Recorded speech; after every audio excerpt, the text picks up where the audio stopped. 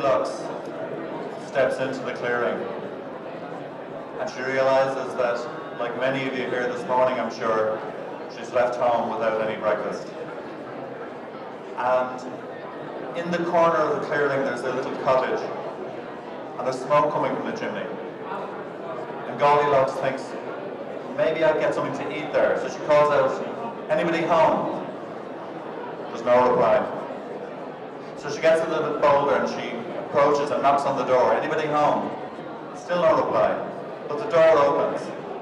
And there, just inside the door, on a small table like this one, there are 3 brochures. And she picks up the first brochure, and it's for Daddy Bear's porridge.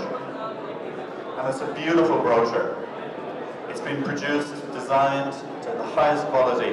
There's a picture of Daddy Bear out front, in front of a large industrial unit, pumping out tons and tons of porridge. But Goldilocks looks at the brochure, she says, this doesn't look like porridge that I'd like to eat. So she puts down the brochure. She picks up the next brochure, and it's a brochure for Mammy Bear's porridge. And that's much, much more promising. Lovely picture of Mammy on the front, smiling at the camera, big rosy red cheeks, stirring a big pot of porridge. Goldilocks says, where do I find this wonderful porridge? And there's no information. So she puts down that brochure. And then she picks up the last brochure, Baby Bear's porridge brochure. And it's just right. Picture on the front of the brochure of the porridge, and there's nuts and drizzle of honey. And Goldilocks wonders where she find this porridge. And there's a little note on the brochure. It looks like it's been written by hand. And it says, have a look on the kitchen table. And sure enough, there on the kitchen table, there are 3 bowls of porridge. Big bowl, mid-sized bowl, and baby bowl. And Goldilocks tries the first bowl, Daddy Bear's porridge, and it's too hot. She tries Mammy's porridge, and it's too cold. And she tries Baby Bear's porridge, and it's just right. Now, you may ask, why have you brought yourself to Citywest this morning for a Business Expo to hear somebody telling fairy stories? What have fairy stories got to do with business? And the reason I tell that story is because, in my experience, as I'm sure in your experience, customers aren't looking for the hottest, or the coolest, or the first, or the fastest, or the most technologically advanced. What customers are looking for is something that's just right.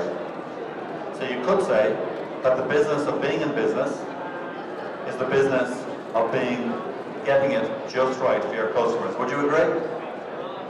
Quick show of hands, please. There's going to be a certain amount of interaction if we can.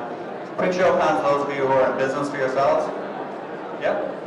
So over the next 20 minutes or so, I'm going to share with you a couple of tools that we use in Islandbridge to help our clients get it just right for their customers. Would you find that useful if I share those tools with you? So, we're going to talk about building bridges to market. And first of all, I'm going to talk a little bit about a brand, because we're in the business of brand building bridges to market. And very often, although we all choose brands and buy brands, and we know that having a strong brand for your business would be a good thing, wouldn't it? If you had a strong brand in your business. We haven't often typically given too much thought as to how do brands work. So I'm going to explain a little about how, in my experience, brands work. In my experience, and I'm sure your experience too, success in business is down to an ability to influence choice. Success in business is down to your ability to influence choice.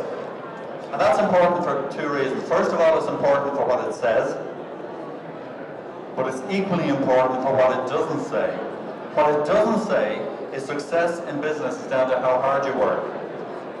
It doesn't say success in business is down to being better at what you do than your competitors.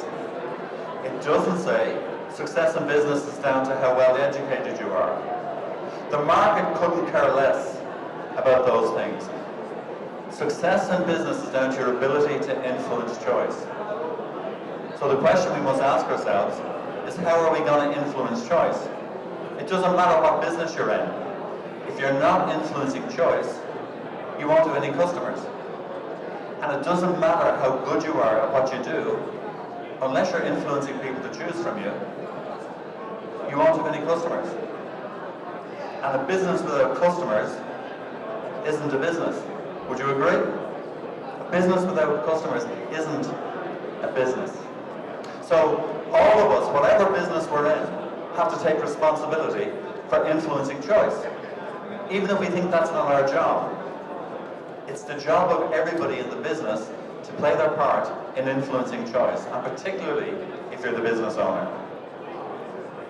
The purpose of a brand is obviously connected with choice, because we choose brands, don't we? We choose brands because we like them, because we think they're the right fit for us, because we think they represent or reflect something in what we're looking for.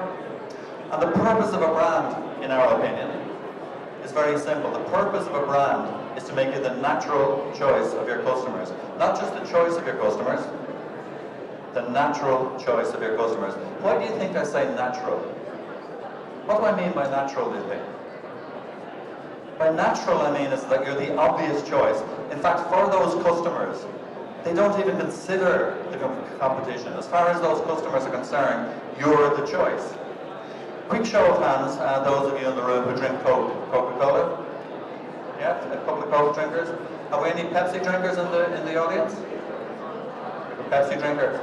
To the Pepsi drinker, I ask, when you go looking for a drink, a soft drink, in a bar or in a supermarket, do you notice if they don't have Coke? In other words, if they have Pepsi, do you notice if they don't have Coke?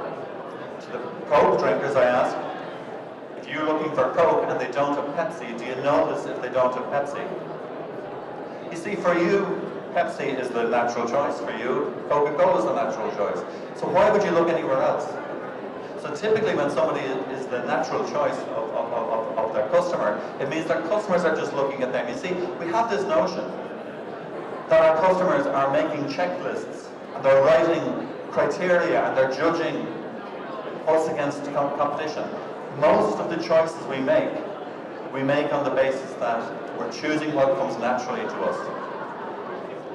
Quick show of hands, those of you in the room who are involved in the weekly shop, the big weekly shopping trip. Quick show of hands. How long does the weekly shop typically take? Half an hour, yeah? Half an hour about right? 45 minutes if you're a little bit more of a browser. Do you have any idea how many products the typical supermarket has? How many individual products there are? Individual makes and brands of products. Any idea? How many? 10, 11,000. Higher. The average supermarket in Ireland has about 25,000 individual choices. 25,000 individual choices. Now, imagine for a moment that you had to make each of those choices.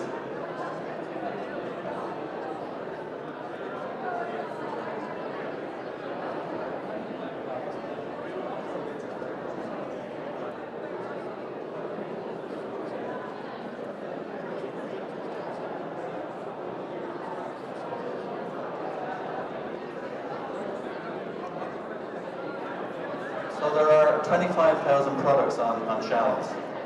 How long do you think it would take you to make your choice? If you had to choose each one of those products, to check who made it, how long they'd been in business, what their ethics were, what their health and safety rules were. How long do you think it would take you to make 25,000 choices? Well, we can't make those choices. 25,000 choices is far too many. We need to make maybe 70 or 60 or 70 choices before we fill our basket. And the reason that we make those choices so effectively is we make it based on brand. So the purpose of a brand is to help our customers choose what's just right for them. The purpose of a brand is to help our customers choose what's just right for them. So that sets up a really interesting relationship between the person buying and the person selling. That sets up a really interesting relationship between the person buying and the person selling. And we would suggest that the brand reflects that relationship between the person buying and the person selling. Now, it's not the relationship. It simply reflects the relationship. So let me talk a little bit more about that for a moment. It reflects the relationship. Quick show of left hands, those of you in the room who are married. Quick show of left hands, yeah? Only 3 people married? Why do I ask to see the left hand? Because of the wedding ring, right? Is the wedding ring the marriage? Is the wedding ring itself the marriage? No, the wedding ring reflects the marriage, isn't that right? The wedding ring reflects the marriage. So, it's just like saying, is the logo the brand? The logo isn't the brand. The logo reflects the relationship that is the brand. The brand reflects the relationship between the person buying and the person selling. So when you talk about your brand, I'm going to invite you to think more about the relationship. If you take one thing away from my presentation this morning, is I want you to think about your brand as the relationship that you have with your customers and with the market. And I'm going to briefly introduce to you some tools that you might use to better build those bridges into your market. Mirror, mirror on the wall, who is the fairest of them all? And the mirror replies, O wicked queen, Snow White accountancy practice, Snow White design, Snow White construction is the fairest of them all. And the wicked queen flies into a rage because even the wicked queen knows, even she knows that she's not going to get the answers she's looking for by standing in front of the mirror and asking who's the fairest of them all. And yet, many of us in our businesses find ourselves admiring ourselves in the mirror, right? We talk about how long we've been in business. We talk about how wonderful we are at what we do. We talk about how many people we've got working for us. We talk about our market-leading position. What's your reaction when you walk into a business and the business owner is standing with their back to you, admiring themselves in the mirror? How does that make you feel as a customer? How does it make you feel? Ignored, right? It doesn't make you feel like you're loved. It doesn't make you feel like you're cared for.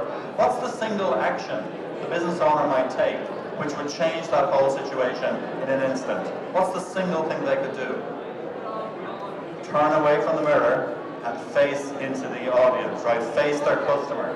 And yet many of us are quite daunted about facing our customer. So I'm going to teach you a quick tool to help you to turn and face your customers and to look into your marketplace so you can start to form a relationship with your customer. Because most of us don't like the idea of relating to a big crowd of people. We want to relate to a single person, don't we? We're more comfortable relating with one person. So let's make the relationship a relationship with our best customer. So how do we determine who our best customers are? How can we determine who our best customers are?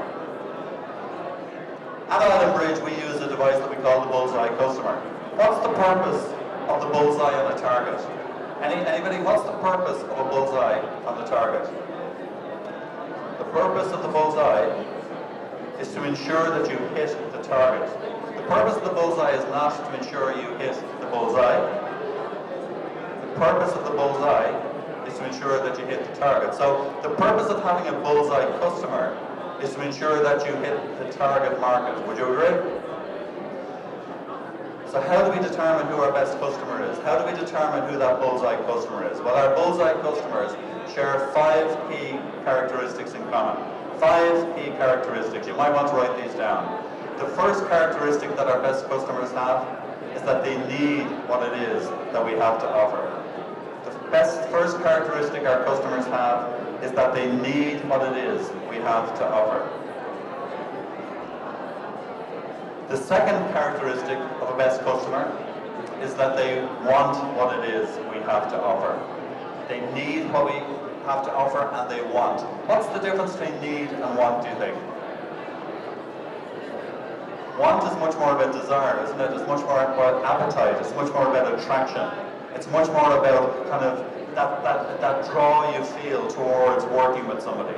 Our best customers need it and they want it. So I might want the cake, but I certainly don't need the cake, right? But I want it. So our best customers need it and want it. Our best customers also value what it is that we have to offer. Our best customers value what it is that we have to offer. Now what's value about? Value can be reflected in currency. It can be reflected on what something is worth in your mind. But critically, value tells you what your customers prioritize.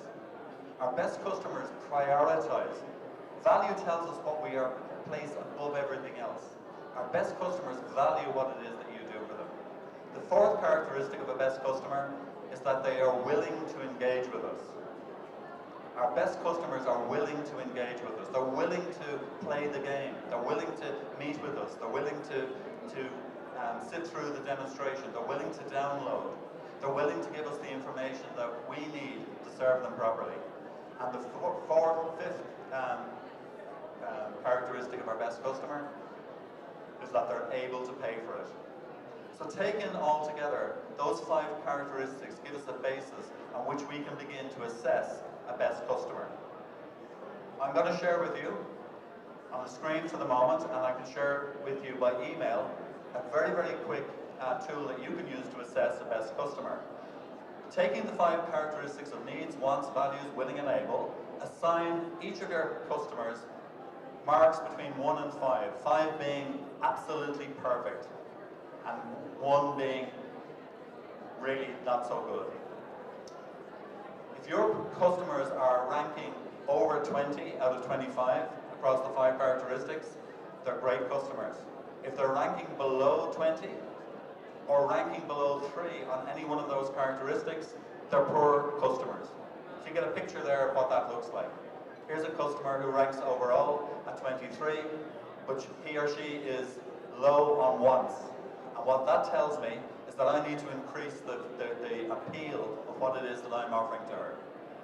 This next customer falls below the characteristics of a best customer. So if you use a tool like this to identify who the best customer is in your market, based on the fact that the best customers in your market are those who most need, want, value, are willing to engage with you and able to pay for what it is you do. Just like Baby Bear, you can make a porridge that's not too hot for the market, not too cold for the market, but is just right. Thank you very much for your time. I've enjoyed meeting with you this morning. Thank you.